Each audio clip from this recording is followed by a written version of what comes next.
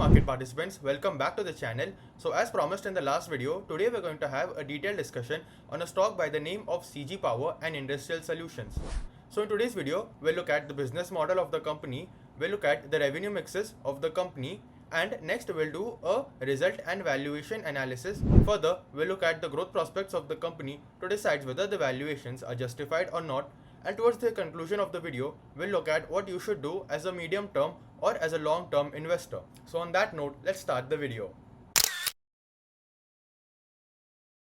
So CG Power is basically a B2B capital goods player. So if I have to divide the business model of the company or the revenue mix of the company, I'll divide it into two main parts. So as you can see, a company has two main divisions. First is the industrial systems, and next we have the power system. So industrial system is around 57% of the business, which was 67% last year, whereas power systems is 43% of the business, which was 32% last year. So in industrial system, what company makes? Company makes motors, drives and consumer products like low tension motors. They are used in industrial machinery, pumps, compressors, HVAC systems and steel, cement, all these industries. Then next what we have is that we have the railway segment, in which there is rolling stock product and there is signaling products, which is used in track control, automation and communication systems for the Indian railways. And if we switch to the power systems, we covered this power system in the last video on the transformer video, so make sure to check out that video as well. So power system, a company makes switchgears and transformers, and then switchgears mein there's EHV switchgears, that is extra high voltage switchgears, and there's the medium voltage switchgears. And similarly power transformers mein there's power transformers and reactors as well as distribution transformers. So if you haven't watched the last video, I'll basically explain where power transform, distribution transformers. Power transformers, they are used in interstate and interstate transmission grids, which helps in power step up, whereas distribution transformers, they are used in more local networks to step down the power. So if you look at it, motors and drivers is around 72% of the industrial systems, and railways is 28% of the industrial systems. Next, 52% of the power systems is in the switchgears and 48% is transformers. So with that, we'll move on to a comparison between the two segments, and we'll look at which segment is performing better and which segment has better prospects in the future. So to compare the two segments of the business, we have industrial and power systems. So industrial systems showed a revenue growth of 15% year on year and lower contracting margins. So there are two main reasons for these contracting margins. First is increase in the raw material prices like copper and steel, and second is that the railway business is usually a low margin business.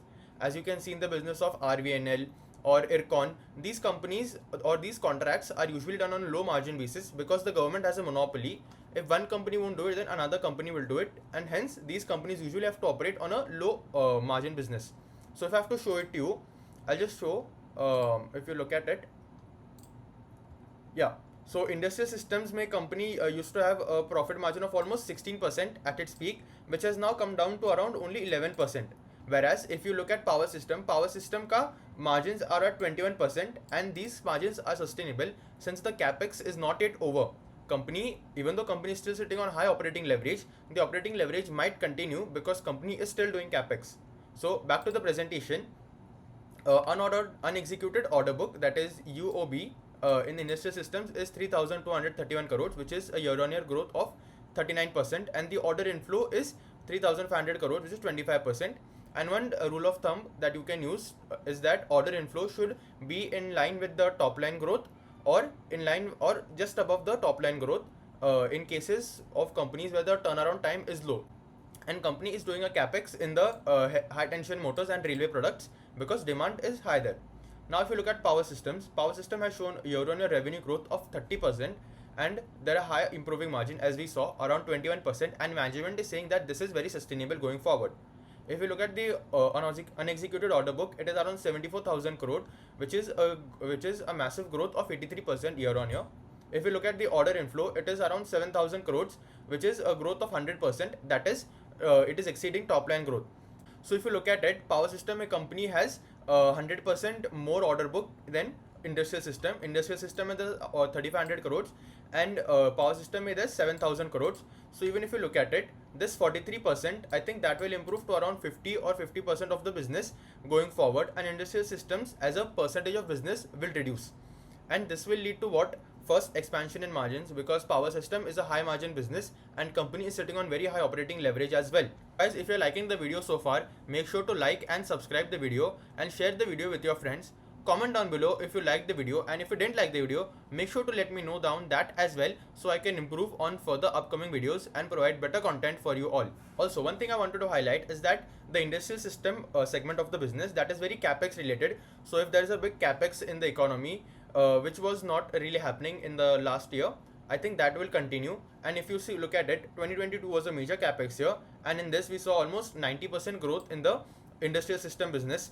And similarly, in the past, in 2024 also, we saw a slight dip, but now since the capex is recovering, we might see a growth in the industrial system business as well. This is the result analysis of the company. If we look at it, the top line growth has been largely stable, around 20-25%. So a good healthy recovery from this slow growing phase right here. Next, if we look at the margins have largely been stable.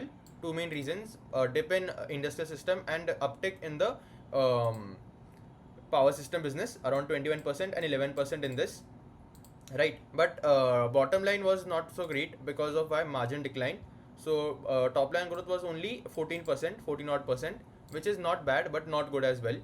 Annual basis, company has shown good growth, around 23% top line growth, but margin has contracted 1%, due to which, if you look at it, growth is not that good. But if you look at it on a EBITDA basis, before the other income as well, company has shown a good profitability growth as well. Now let's look at the valuations. So if you look at it, company is trading at 110 times, which is not cheap at all.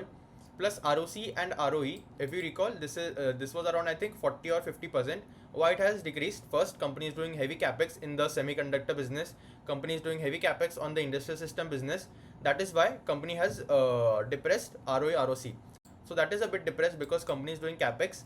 And what happens is that when company does capex, that capex ka or that capacity addition is not exactly reflected in the profit growth, right? So it takes a bit of time for the profitability to kick in, and hence the RO return ratios keep on increasing. If you look at the 3 years median P is 70 and 74 times, so company has always been more on the expensive side. Plus company is backed by Murugappa Group, which is one of the biggest business conglomerates. So I think that is another reason why stock deserves high valuations. If you look at it, stock has always been around 70-74 times.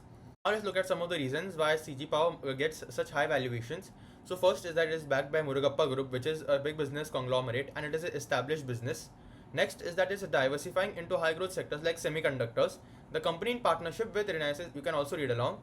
Company is basically setting up a semiconductor unit for 7,600 crores with the capacity to produce 15 million units of semiconductors, and it has also entered into a fiscal support agreement up to 3,500 crores. So you can just go through the diagram right here in order to understand the joint venture and the partnership. But if you don't know semiconductor is basically the chips that are used in laptops, mobile phones, cars, etc. everything in the world, semiconductor, and this can be one of the major growth triggers for the company going forward. And as for the revenue visibility of the semiconductor, the Axiro designed revenue has already started, and the OSAT revenue, that is the partnership, that is going to come in from FY26, which can be a major growth driver for the company.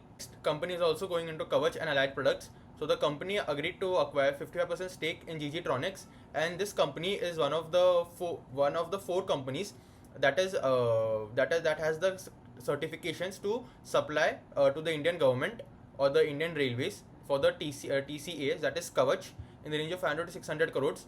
So plus what we are seeing right now is more and more orders for the Kavach system are being rolled in.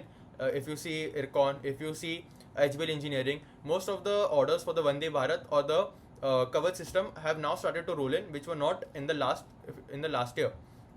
So you can just read this presentation right here. I'll leave a link down to the presentation in the comments below. So if you want to read it, you can read it. So basically, these are the high growth sectors that company is diversifying into. And plus, in the con call also, company is saying that we are expecting more than 40% growth in the railway business, and that the visibility remains very high. At the chart, we saw a very big stage 2 right here. So company was in stage 1 around this point, and then after this we saw a major we saw a very good stage 2 right here. And then what happened here is that valuations peaked out, growth also slowed down because of the elections and capex slowdown. We saw stage 3, Stage 3 में क्या peak margins, peak profitability and peak revenue, due to which company went into a small stage 4. So if you look at it, currently stock was in a stage 1 right here, but stock has shown a breakout on a weekly basis as well as on a daily basis. Stock has shown a breakout, but I don't expect stock to immediately go into a stage 2 and then go full blown valuations. What I expect is that stock might remain sideways for a while, wait for the earnings to catch up, and then stock might show another stage 2, right? Because stock consolidated, because stock fell and valuations still remain high. So what happens is that once all the capacity addition kicks in, the profitability kicks in, then we might again see a stage 2 in the stock, and stock might go towards its all-time high levels of around 870 or 890. So, as per my view, if you're a medium term or as a long term investor, I think you should definitely stay invested. And if you're looking to enter into this business, a good point to enter might be around 80 times earnings. If we see a bit of fall in the market, then valuation might be attractive. If the company comes near 80 times earnings, that is a good point to enter. So investors, that was it from my end for today. I hope you guys liked the video and the analysis. And if you like the video, make sure to like and subscribe the channel. Make sure to turn on bell notifications to never miss out on educational content just like this, and comment down below your view on CG Power, whether you invested or not. And also make sure to analyze which company or sector you guys want me to analyze next. So on that note, let's end the video. Thank you.